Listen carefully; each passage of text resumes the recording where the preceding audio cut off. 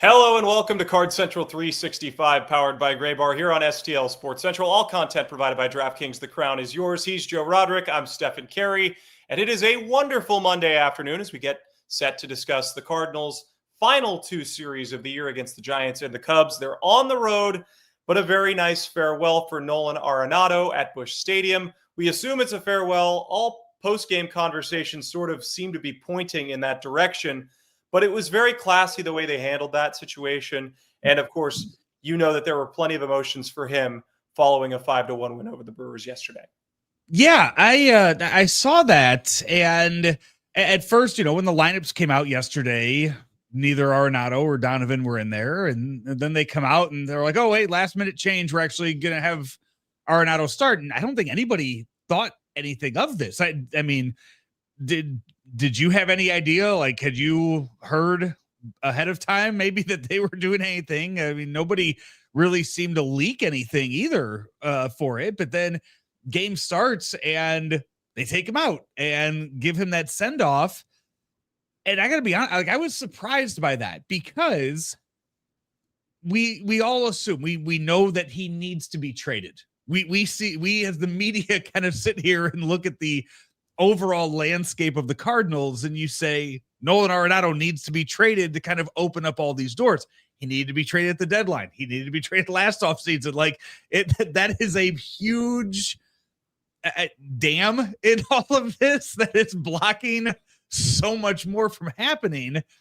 And to see that, you just kind of get this idea, like, is it ever really going to happen?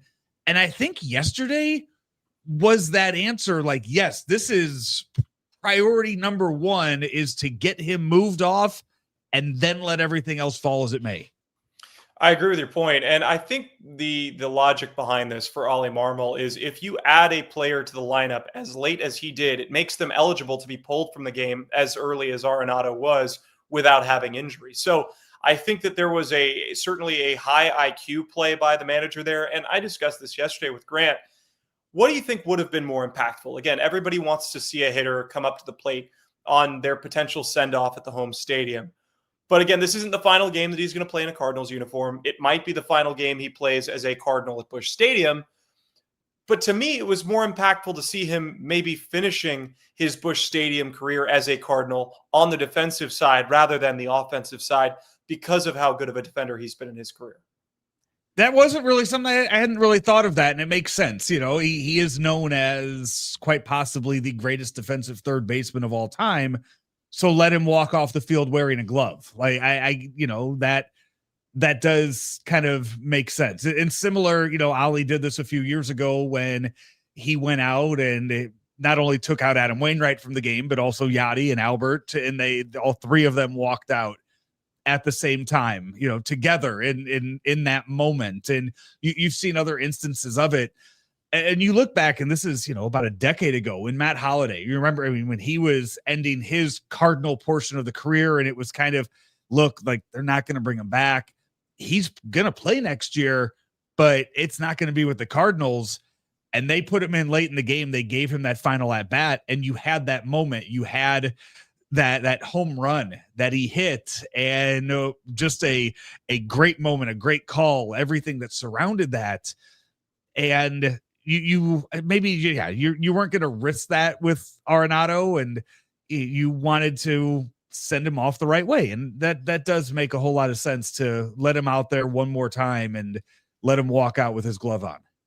And let's say you put him in the starting lineup. You never know the situation where he maybe needs to be pulled from the game for a pinch runner. You never know when the last at bat is going to be. You can make some assumptions, right, as the game starts to unfold. But if you go to extra innings, that's another element to think about.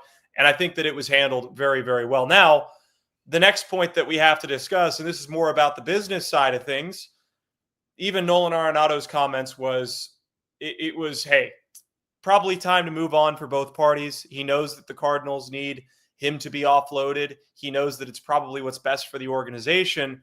What next? Where does he go? Where could he fit in the future for another baseball team? That's the big question. And to kind of go back to the initial point, like, we know this is happening. how soon do you want to make this move? How quickly do you want to make this move?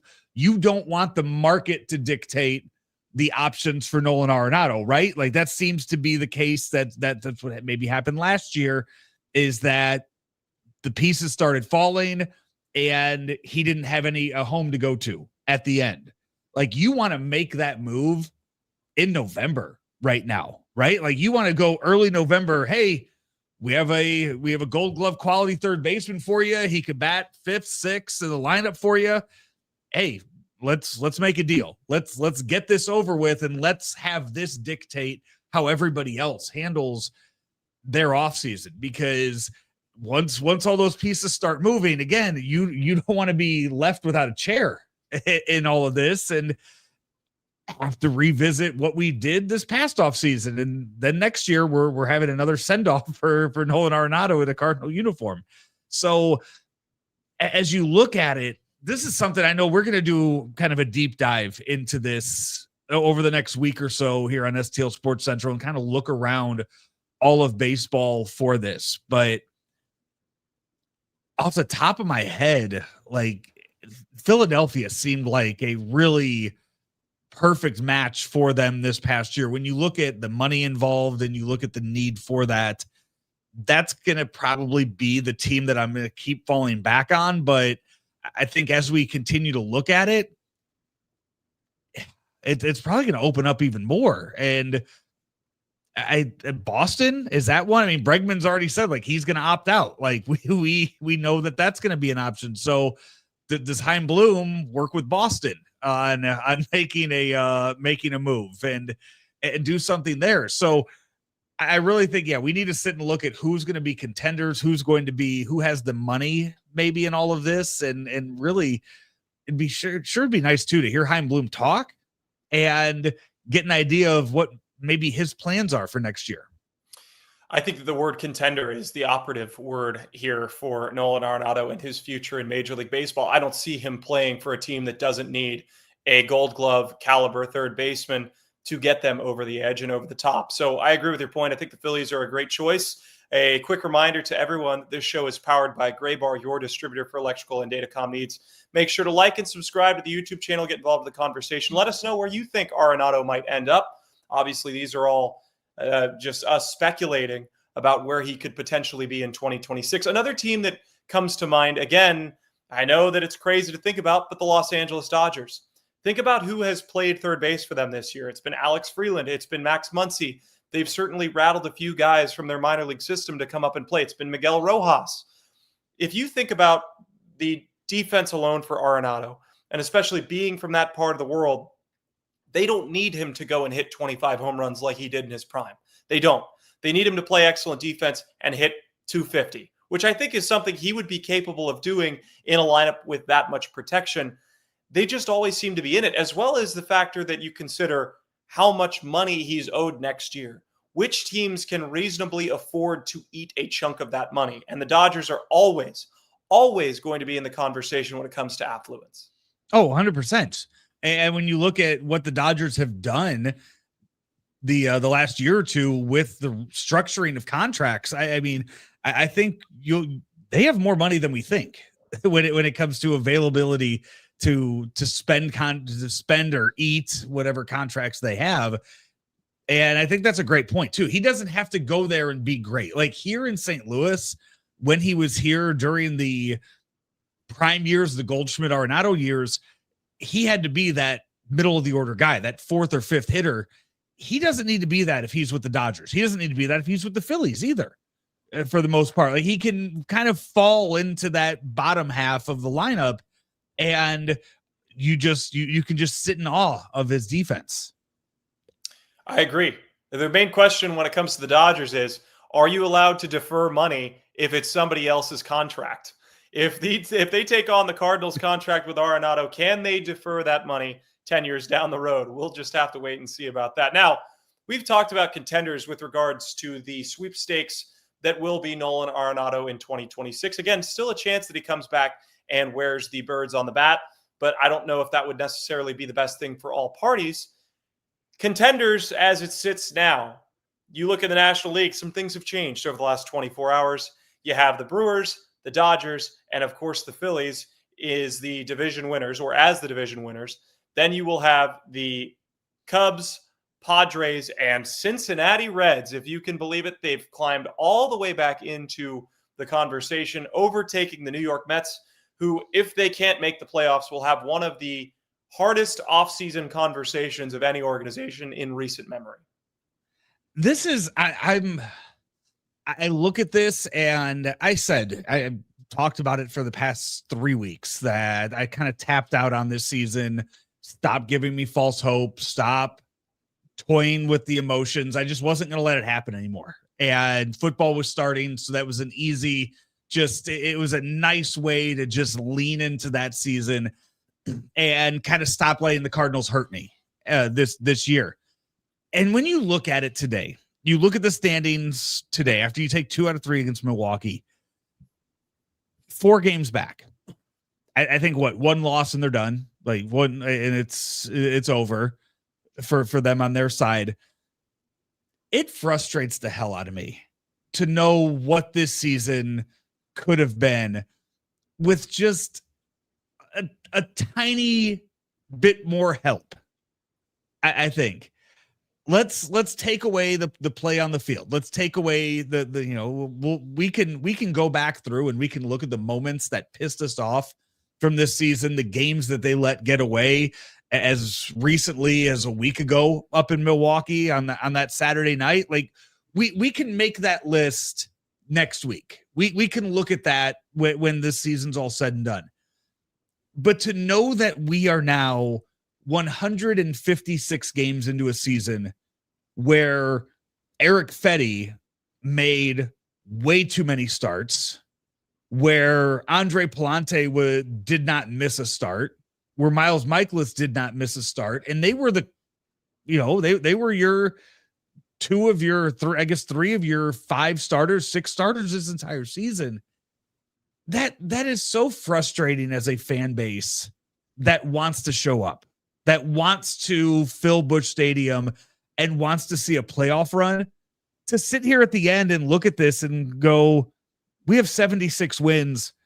There's no excuse why we shouldn't have 82 wins right now and have the Reds and the Mets looking up at us with a nice bit of padding on the standings this season.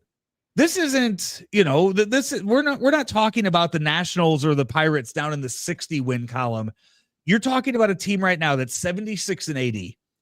And if you aren't throwing out, and I'd have to look at the overall wins above replacement, but let's be honest. You're when you go and you have Eric Fetty and Andre Palante making as many starts as they did, those are below average players in Major League Baseball. And when you didn't address that this offseason, and you look at everything and the way it played out now,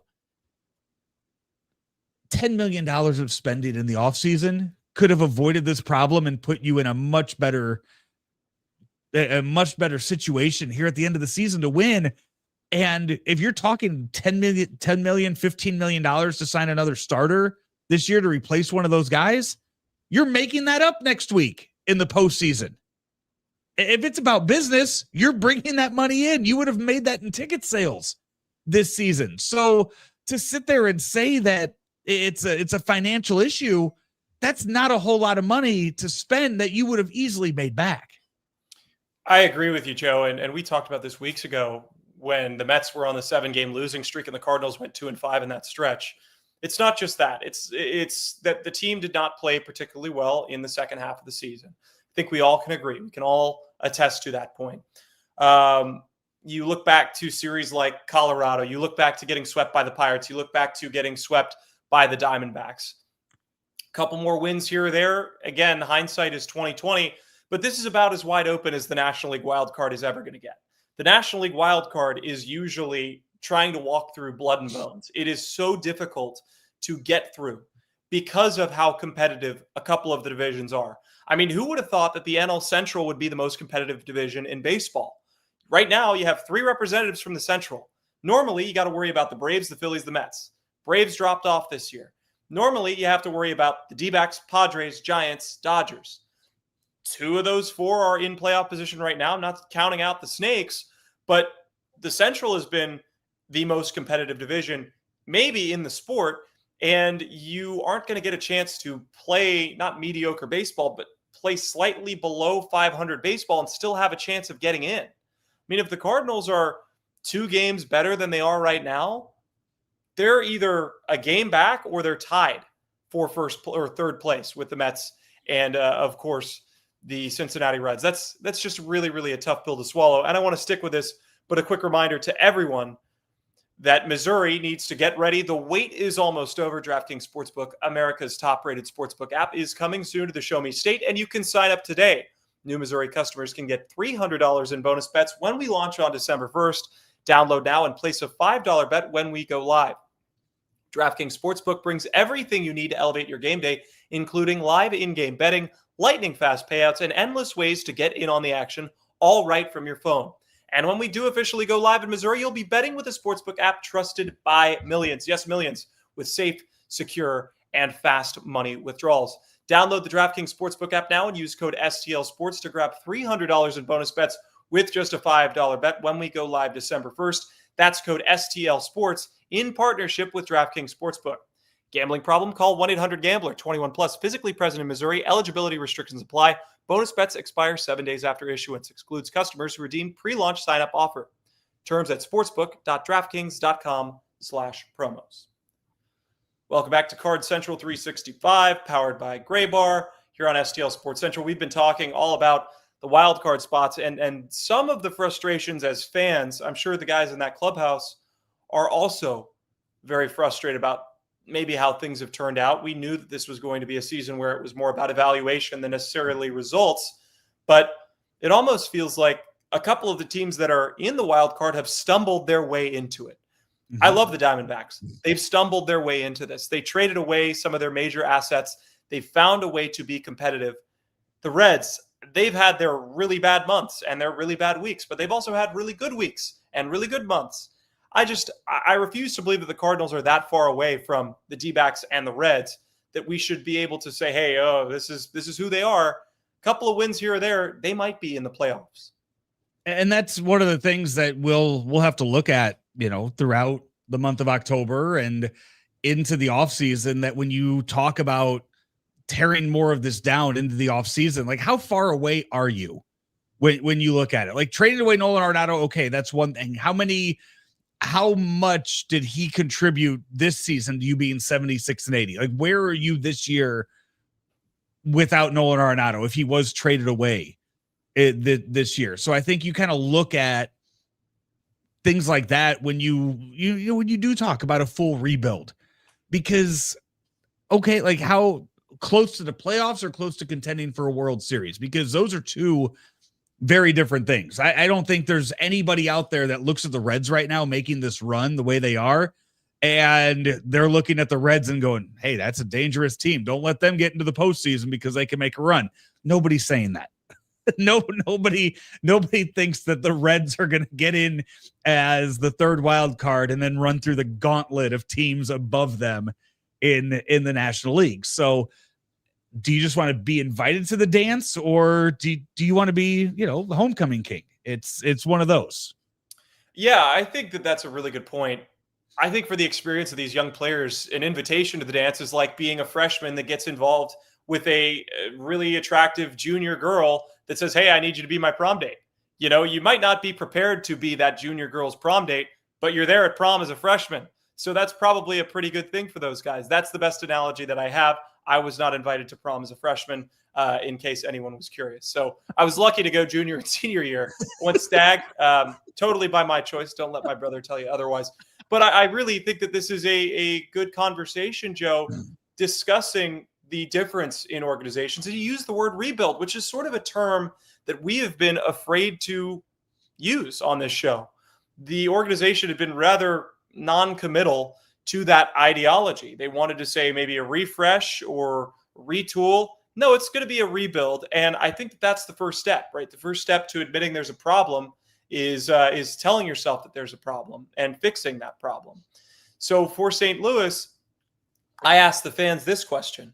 Would you rather have a team that sort of sits in the the gray of being 500?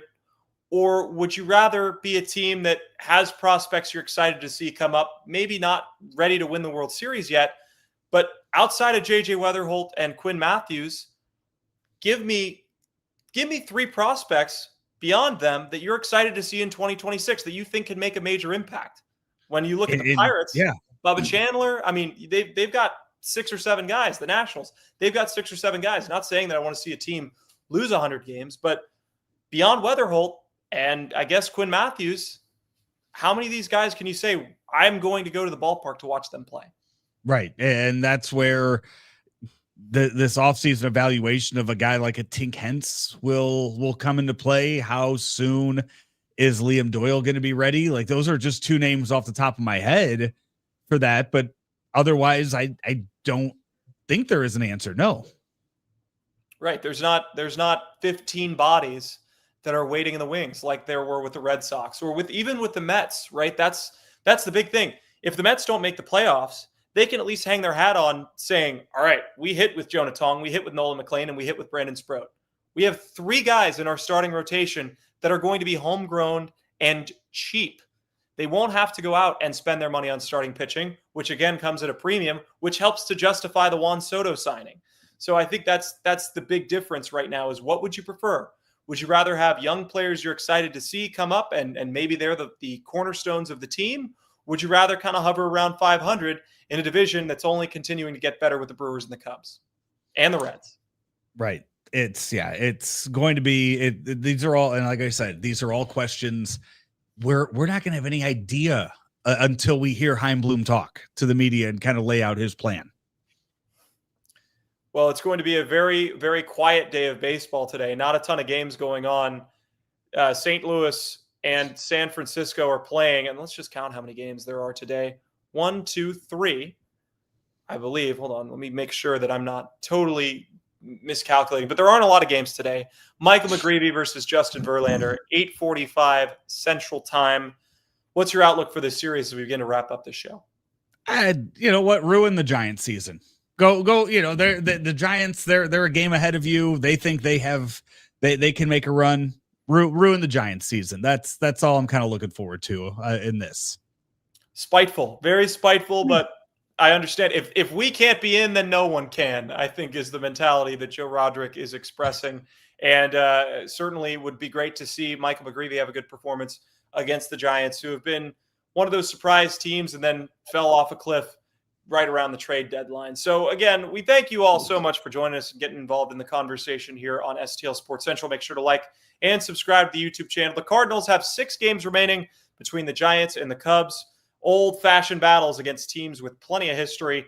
It'll be a lot of fun to tune in and watch. For Joe Roderick and everyone here at STL Sports Central, I'm Stephen Carey signing off.